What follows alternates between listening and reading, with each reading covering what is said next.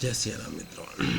तो कल हमने इस पाठ को जहाँ पे छोड़ा था उसी जगह से हम दोबारा से शुरू करते हैं बिना किसी भूमिका के। चलिए फिर से शुरू करते हैं।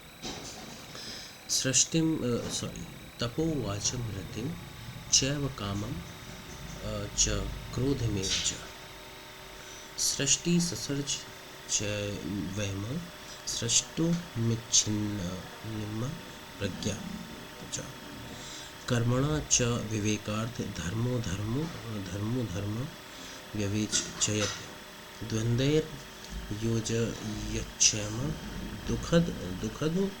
सुखद खादिति प्रज्ञा अणव्यो मात्रा विनाशिष्यो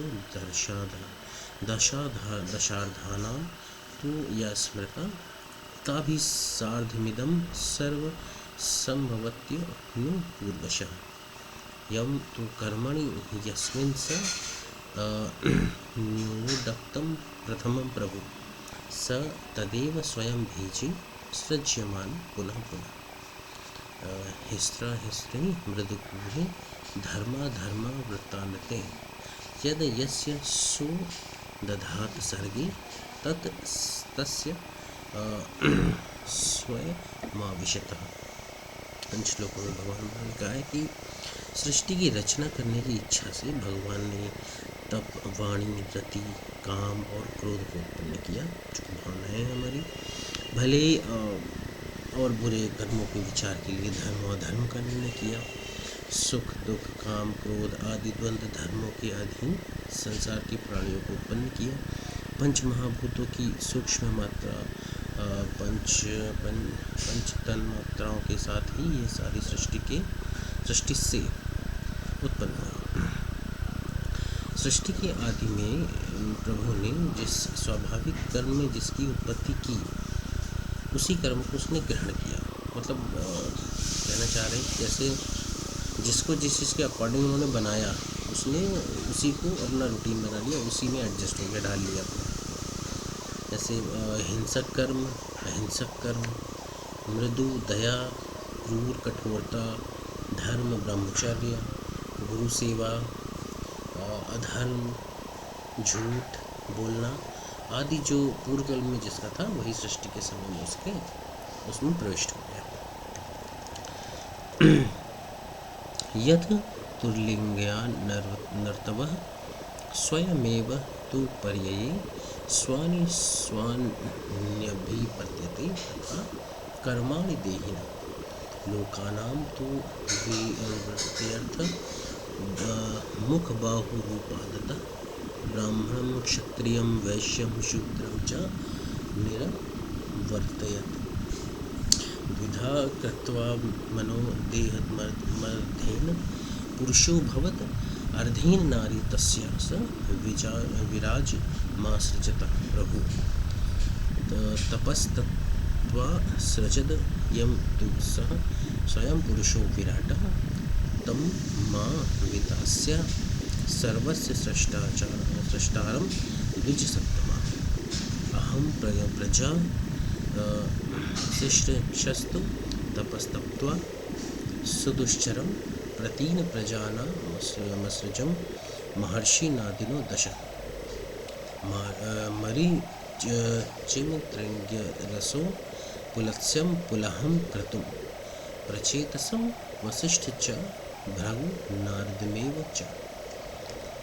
चा बता दूँ आपको, चा जो होता है इसका मतलब एंड होता है, इसे और के लिए चा लगाते हैं वैसे चा। अगर कहीं पर चा लगा तो मतलब सेंटेंस एंड नहीं हो रहा है और वहीं से कंटिन्यू हो रहा है।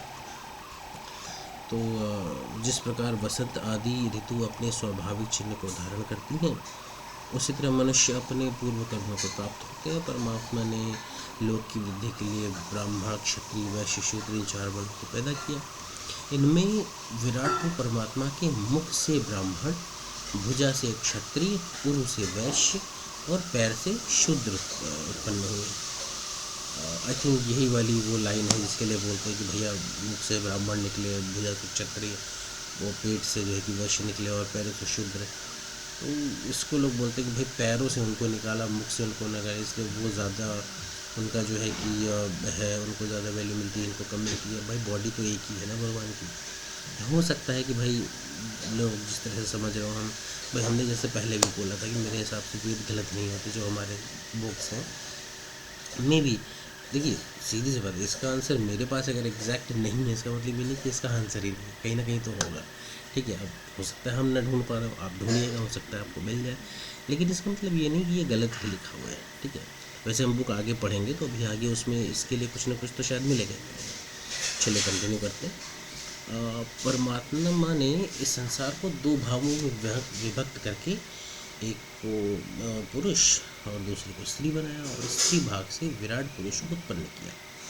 उस विराट पुरुष रूप प्रजापति ने तप करके जिस पुरुष को उत्पन्न किया वही मैं सारे विश्व को उत्पन्न करने वाला हूँ। मतलब वही मैं का मतलब ये महाराज मनु अपने आप को बोल रहे हैं। ऐसा आप लोग समझिए, मतलब मनु भगवान ने अगेन अपने लिए बोला, मैं प्रजा सृष्टि की इच्छा से कठिन तप करके पहले 10 महर्षियों को उत्पन्न किया। मतलब उन्होंने तपस्या की और फिर 10 महर्षि उत्पन्न हुए। उनके नाम लाइन से हैं मारीच, अत्रि, अंगिरस, पुलत्स्य। ये पुलत्स्य वही ब्राह्मण के जो बाबा जी थे। उसके बाद पुलह, क्रतु, प्रचेतस, वशिष्ठ, भृगु और नारद मुनि। नारद मुनि, हालांकि आपको बता दूं नारद मुनि एक कॉमिक कैरेक्टर जरूर दिखाए जाते हैं, बट नारद मुनि he was a great scholar, आप कह लीजिए। बहुत बहुत ज़्यादा उन्हें ज्ञान था।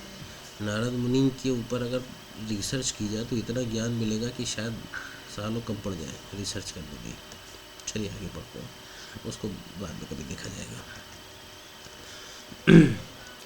एते मनुस्तु सप्तान यान सृजम भूरितेजसः देवान देवनिकायांश्च महर्षिश्च मितोजसः यक्ष रक्षः पिशाचाश्च गंधर्वा सप्तदशोऽसुरान् नागान् शर्पान् सुपर्णाश्च पितॄणाश्च पृथग्गणं विद्यो शनि मेघाश्च रोहितेन्द्र धनुषि च उल्का निर्धात केतु ज्योतिश्च वाचानि च किन्नरान् वानरान् मत्स्यान् विविधान् विहंगमान् पशून् मृगान् मनुष्यान् व्यालालोभ्य तोदतः क्रमीकीटपतंगा यूका मक्षी कमत्कुडं सर्व च दशमशकं स्थावरं च पृथिव्यम् एव मैत्रिद सर्वमैत्रियोगान् महात्म्यमभि यथा कर्म तपोयोगात् सृष्टं यथा वरजंगमम्। इन श्लोकों का अर्थ बताता हूँ। इन 10 प्रजापतियों ने दूसरे प्रकाशमान 7 मनुओं को, देवता और उनके निवासों को, ब्रह्म ऋषियों को उत्पन्न किया और यक्ष, राक्षस, पिशाच, गंधर्व, अप्सरा, असुर, नाग, सर्प, सुपर्ण, गरुणादि और पितरों को उत्पन्न किया। विद्युत, बिजली, आशानी, मेघ, आशानी भी एक तरह की बिजली होती है, रोहित, इंद्रधनुष, उल्का धूमकेतु टाइप का, निर्घात में एक मिनट देख के बता रहा हूँ आपको,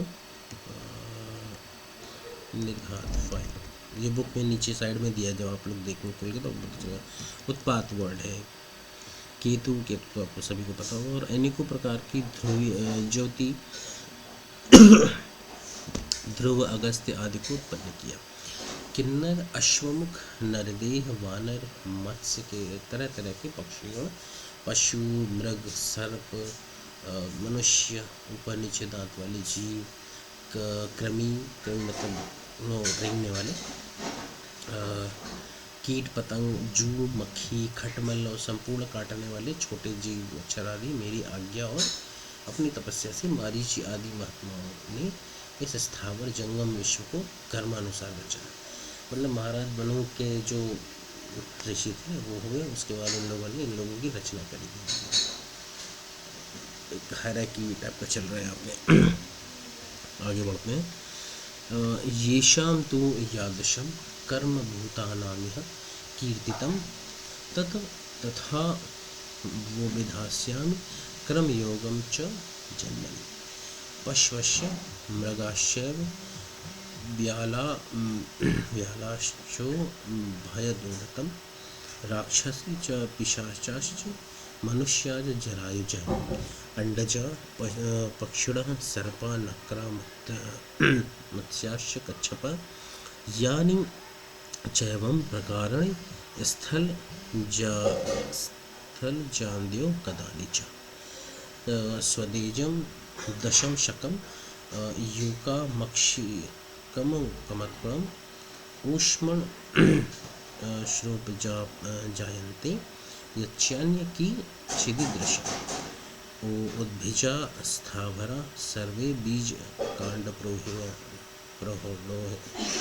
प्ररोहिण अशोध्य फल पाकांता बहुपुष्प फलोपगा अपुष्पा फलवंतो ये ते वनस्पतयः स्मृता पुष्पिण फलिनिष्वेव वृक्षास्तु भयतः स्मृता गुच्छगुल्मं तु विविध तथैम तृणजातयः बीजकाण्डरूहाण्येव प्रताता वल्य एव च।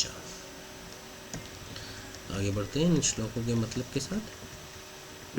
इस जगत में जिन प्राणियों का जो कर्म है वैसा ही हम कहेंगे और जन्म के कर्म का भी वर्णन करेंगे। ये महाराज मनु कह रहे हैं। सृष्टि 4 प्रकार की है। ऊपर क्रम से कहते हैं पशु, सिंह, ऊपर नीचे दांतों वाले सभी, राक्षस, शाच और मनुष्य, ये सभी जरायुज कहलाए। जरायुज आई थिंक जो मुझे पता है समझ में आता है, आई थिंक ये जो बैकबोन हमारी होती है उनको बोला जाता है, पीछे की हड्डी जो होती है।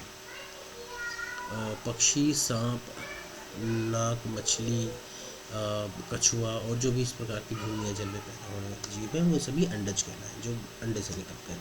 मच्छर, दंश, जू, मक्खी, खटमल आदि पसीने की गर्मी से पैदा होने वाले स्वदेज होते हैं।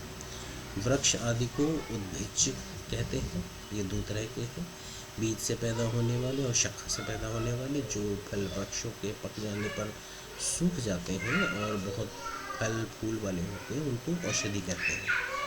जिनमें फल आते हैं परंतु फल फूल नहीं आते हैं उनको वनस्पति कहते हैं। और जो फल फूल वाले हैं वह वृक्ष कहे जाते हैं। जिनमें जड़ ही लता का मूल हो, शाखा न हो, उसको गुच्छ कहते हैं। गुल्म, ईख वगैरह तृणजाति कई भांति के बीज और शाखा से पैदा होने वाले प्रतान जिसमें सूत सा निकले, और वल्ली, गुच्छ आदि सब भिज। ईख मतलब गन्ना जो होता है उसकी बात हो रही है। आगे बढ़ते हैं हम लोग। तमसा बहुरूपेण वेष्टिता कर्म हेतुना अंतसज्ञा भवन्त्येति सुखद सखमन्विता एतदन्ता सुगतयो ब्रह्मविद्या समुदाहृदा घोरे अस्मिन् भृत संसारे नित्य सततयायनि एवं सर्वं सृष्टेद मा चाचिन्त पराक्रम आत्मयन्दैर्दन्धे भूयं कालं कालिं पीडयम् यदा सदेवो जागर्ति तदेव चेष्टते जगत् यदा स्वपिति शान्तात्मा तदा सर्व निमीलति तस्मिन् स्वपिति तु स्वस्थे कर्मात्मनः शरीरिणः सर्वकर्मभ्यो निर्वर्तन्ते मनश्च ग्लानि मृच्छति युगपत् तु प्रलीयन्ते तदा तस्मिन् महात्मनि तदायं सर्वभूतात्मा सुख स्वपिति निर्वतः। इन श्लोकों का अर्थ जानते हैं। ये सभी वृक्ष अज्ञानवश अपने पूर्व जन्म के बुरे कर्मों से घिरे हुए हैं। इनके भीतर ज्ञान छुपा हुआ है। ज्ञान और इनको सुख दुख भी होता है। इसमें नाशवान संसार में ब्रह्मा से लेकर स्थावर तक यही उत्पत्ति का नियम कहा गया है। उस अचिंत प्रभावशाली परमात्मा ने यह विश्व और मुझे, मतलब भगवान बने, उत्पन्न करके सृष्टि काल को प्रलय काल में मिलाकर अपने में लीन कर लिया है। मतलब स्टार्टिंग होगी, एंड होगा, एंड होने के बाद वो वापस भगवान में मिल जाएंगे। अर्थात प्राणियों के कर्मवश बार बार सृष्टि और प्रलय किया करता है। जब परमात्मा जागता है अर्थात सृष्टि की इच्छा करता है, उस समय पे सारा जगत चेष्टा युक्त हो जाता है, और जब सोता है यानी प्रलय की इच्छा करता है तब विश्व का अंत हो जाता है। यही परमात्मा का जागना और सोना है। जब वे सोते हैं तो निर्व्यापार रहता है। तब कर्मात्मा प्राण अपने कर्मों से निवृत्त हो जाते हैं और मन भी सभी इंद्रियों सहित शांत भाव को प्राप्त कर लेता है। एक ही काल में जब समस्त प्राणी परमात्मा मिलने को प्राप्त कर लेते हैं तब यह सुख से शयन करता हुआ कहा जाता है। मतलब वही प्रलय वाला कि एक झटके में सब साफ छुट्टी।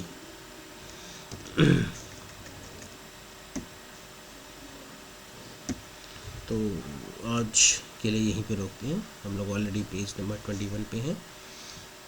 इसके आगे हम लोग कल से स्टार्ट करेंगे। चलिए, धन्यवाद।